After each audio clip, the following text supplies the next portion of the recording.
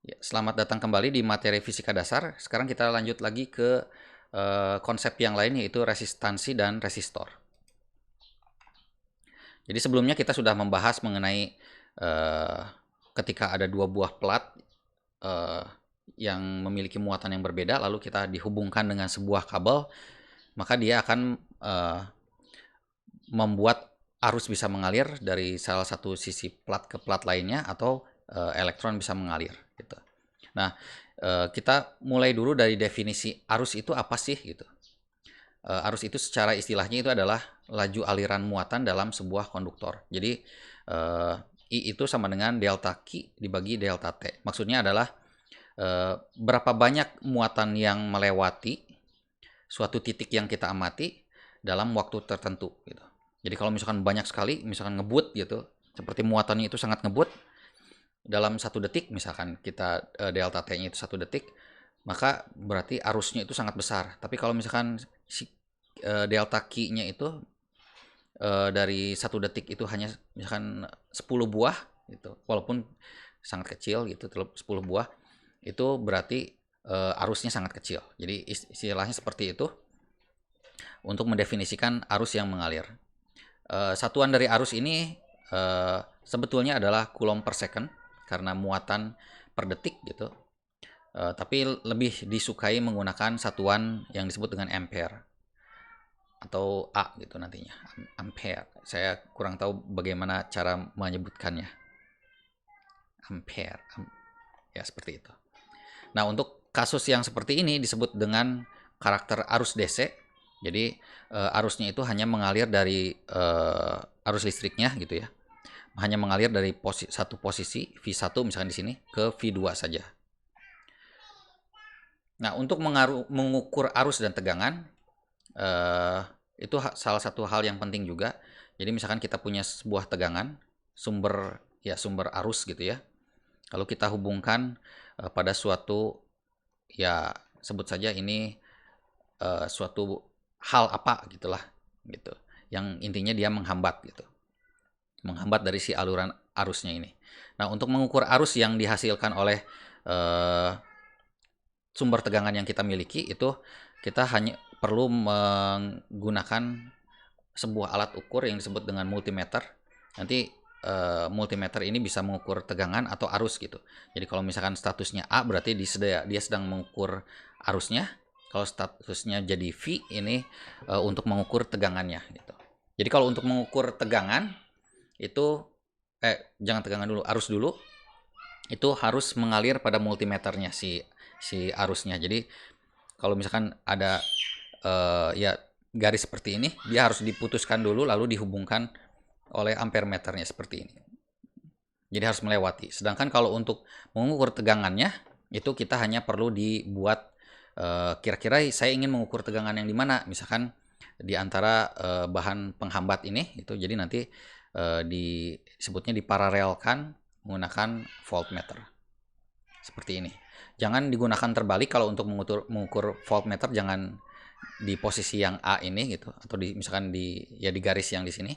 Voltmeter harus selalu paralel, dan ampere meter selalu di garis yang akan kita amati seperti itu. Nah, ada dua buah tipe arus, yaitu disebut dengan arus DC atau direct current, dan juga arus AC atau alternating current. Jadi sesuai dengan namanya, direct itu berarti langsung. Jadi kalau misalkan yang sebelumnya, baterai sumber tegangan itu kita memiliki positif dan negatif. Jadi dia akan menghasilkan aliran arus dari positif ke negatif seperti ini. Nah, untuk kasus yang alternating current atau AC, itu simbolnya seperti ini. Maksudnya adalah ini posisi positif dan negatifnya itu akan selalu berubah dari waktu ke waktu. Sengaja dibuat berubah gitu. Jadi nanti kadangkala ada yang arusnya mengalir ketika ke sini, dan kadangkala kebalikannya gitu. Jadi dia akan selalu bolak-balik seperti ini. Bolak-balik, bolak-balik, bolak-balik. Ini memiliki tujuan. Biasanya kalau untuk pengiriman itu ya seperti di PLN, ini perlu menggunakan yang alternating current seperti ini, supaya listriknya tidak hilang di jalan gitu. Tapi kalau untuk di komponen, ketika misalkan kita colokkan ke sumber dari PLN, itu perlu diubah ke DC untuk misalkan ke laptop atau ke mic atau ke komputer atau perangkat lain, itu perlu diubah menjadi DC dulu gitu. Karena yang dibutuhkan adalah arus DC kalau di perangkat yang memiliki fungsi uh, apa ya listrik tertentu gitu. Seperti itu. Nah, jadi biasanya untuk arus DC ini digunakan untuk mengendalikan perangkat elektronika untuk fungsi tertentu, dan kalau untuk yang AC ini untuk transmisi atau pengiriman. Seperti itu. Nah, untuk yang menggunakan arus DC seperti ini nanti dia akan disebut dengan rangkaian DC. Merangkai atau menggabung-gabungkan suatu fungsi-fungsi dari elektronika supaya menghasilkan fungsi tertentu. Seperti itu. Nah, rangkaian DC ini sistem yang hanya memiliki sebuah polaritas tegangan atau arus gitu. Ya seperti yang tadi sudah dijelaskan bahwa arusnya ya hanya mengalir satu arah saja gitu, tidak bolak-balik gitu. Dan nilai tegangan atau arusnya itu konstan, tidak memiliki frekuensi, dan berubahnya itu sangat kecil.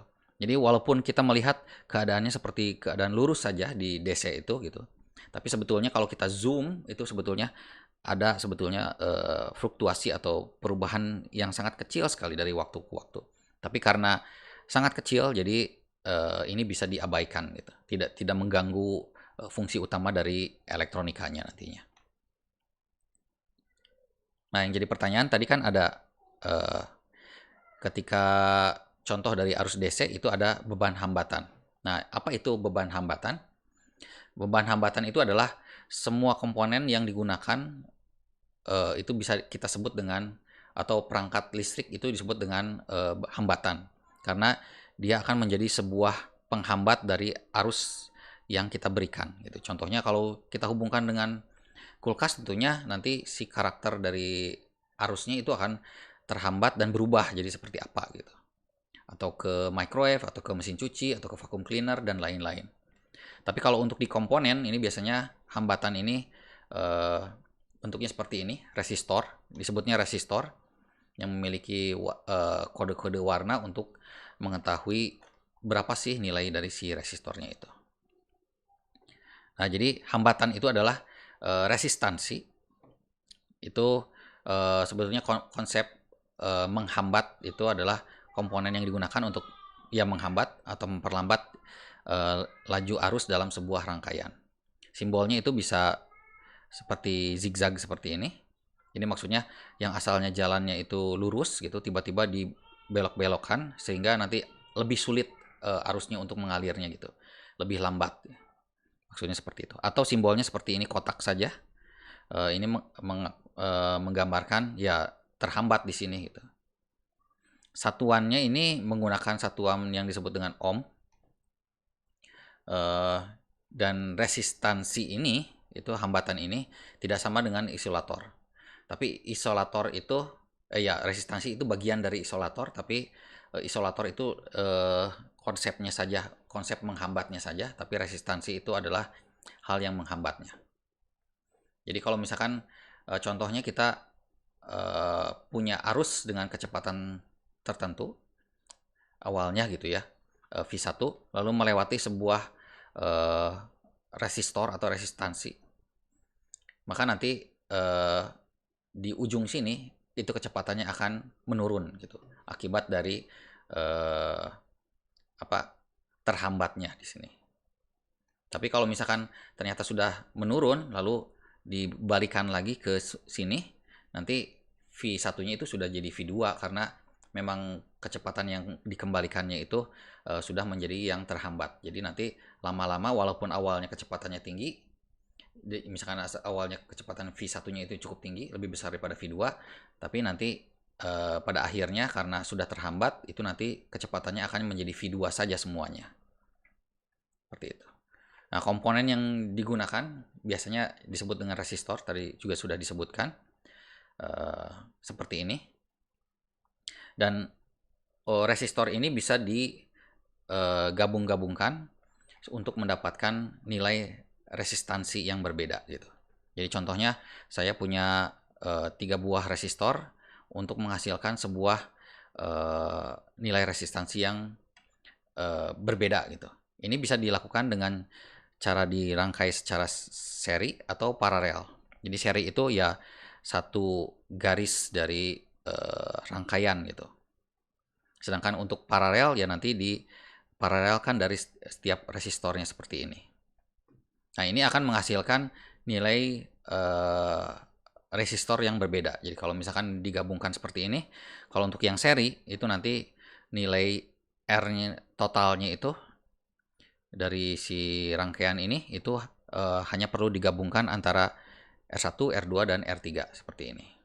Nah, kalau untuk yang rangkaian paralel ini persamaannya berubah menjadi 1/R total itu sama dengan 1/R1, 1/R2 dan ditambahkan 1/R3 seperti itu.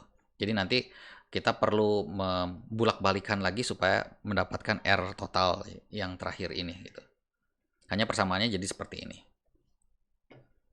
Gitu. Jadi tujuannya biasanya kalau untuk yang seri ini untuk misalkan saya punya ya di pasaran gitu. Pasaran itu resistornya hanya misalkan satu saja gitu. Sedangkan saya butuh nilainya 3 gitu. Tapi 3 itu tidak ada di jualan di pasaran gitu. Jadi saya butuh menggabungkan 3 buah resistor secara seri kalau untuk menjadi 3 gitu. Tapi kalau ingin lebih kecil daripada 1